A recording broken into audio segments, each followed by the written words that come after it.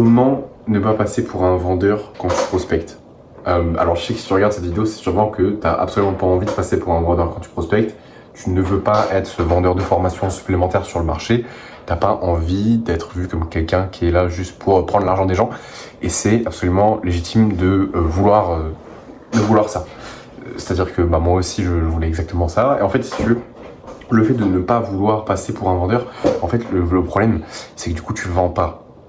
Parce que du coup, t'oses pas, déjà probablement que peut-être même que tu n'oses pas prospecter. Peut-être que au bout d'un moment, tu te prends une objection en prospection. Par exemple, quelqu'un te dit, je suis pas intéressé, et tu sais pas comment répondre. Tu dis, ah, t'es pas intéressé, bah d'accord, bah bonne journée. Et au final, c'était potentiellement quelqu'un que tu pouvais aider, mais il t'a dit, je suis pas intéressé. Voilà. Et toi, juste parce que t'avais peur de passer pour un vendeur, tu t'es dit, bah je vais en rester là. Sauf qu'en fait, le problème, c'est que, oui, alors, évidemment, il y a l'humain, et c'est important d'être humain aussi quand tu vas prospecter des gens, et même quand tu vas discuter avec les gens qui sont dans ton audience, ou pas, même pas forcément juste des gens aussi que tu as pu aller chercher chez tes concurrents, mais en fait, tu dois être un vendeur.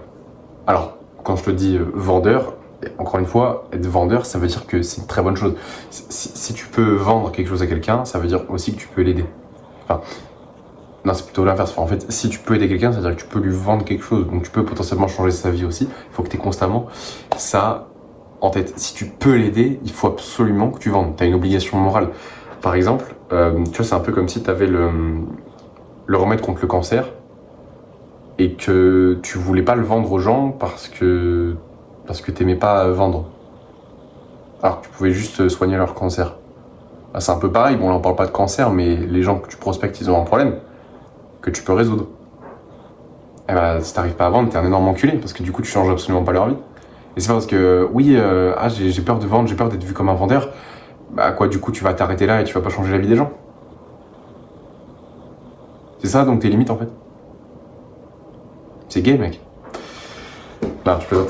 Mais, tu vois, si t'arrives pas à vendre aussi, si t'as du mal à faire du chiffre d'affaires, tu vois, par exemple, si t'arrives pas à booker, genre, 30, 40, 50 calls par mois, c'est parce que t'es mal à l'aise à l'idée de vendre aussi.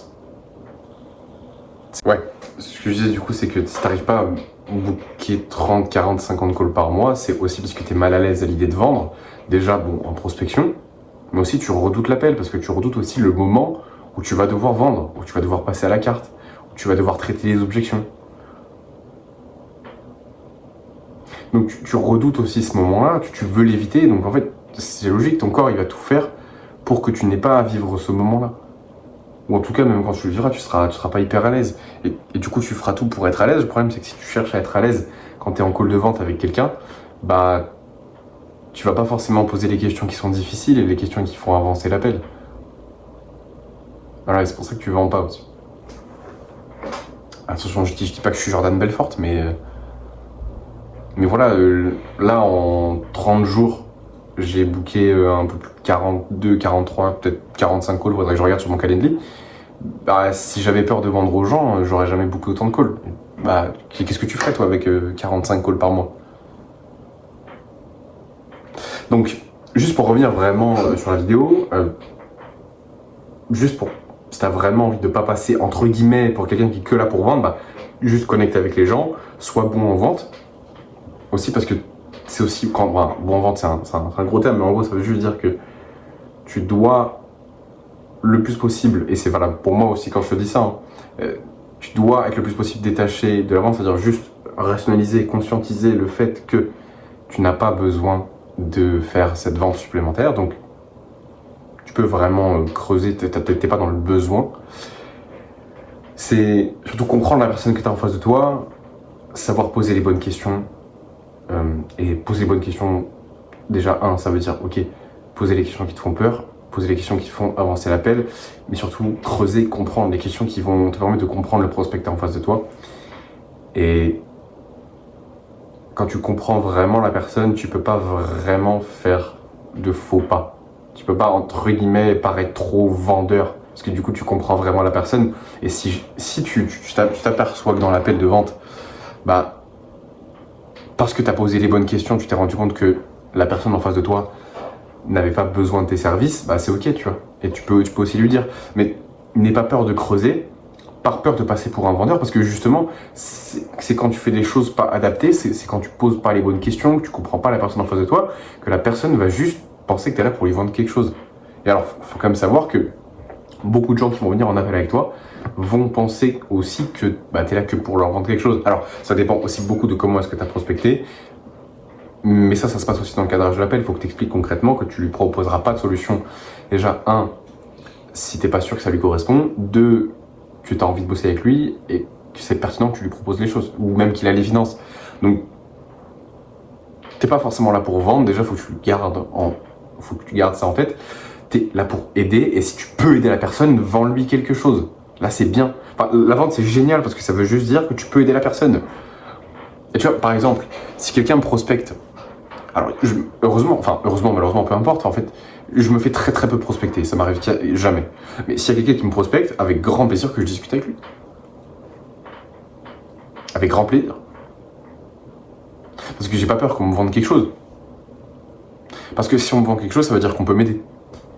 Et avec grand plaisir que je me fais aider. Donc, comment ne pas passer pour un vendeur quand tu prospectes? C'est un peu un truc de con, parce que dans le sens... C'est bien de vendre, parce que tu résous des problèmes, en fait. Donc, je change ton rapport à la vente. C'est bien de pouvoir vendre. C'est bien d'être un vendeur. C'est bien de se faire vendre des choses. Parce que tu aides les gens t'aident. Je sais que c'est un peu dur à intégrer et c'est pas forcément évident. Je sais que t'es venu sur la vidéo parce que tu pensais que j'allais t'expliquer comment ne pas passer pour un vendeur. En fait, la réalité, c'est que si tu veux, entre guillemets, pas passer pour un vendeur, faut être un bon vendeur. T'es cooked, t'es obligé de vendre. Donc, juste va prospecter, n'aie pas peur de prendre des rejets. Si jamais t'as pas de trame de prospection ou t'as peur de brusquer les gens, ce que tu peux faire, c'est juste rejoindre mon canal WhatsApp. Je t'enverrai à la limite une trame de prospection personnalisée que tu pourras appliquer, que tu pourras dérouler dans ton business, qui te permettra de booker 30, 40, 50 calls chaque mois. Donc rejoins mon canal WhatsApp, c'est totalement gratuit. D'ailleurs, t'as pas accès aux anciens messages, donc rejoins maintenant, parce que sinon tu perds du contenu, tu perds de la valeur. Et j'ai donné beaucoup de documents par le passé exclusifs. Potentiellement, je vais en remettre, donc ne rate pas ça. Rejoins le canal et vends. Point. Bisous mec.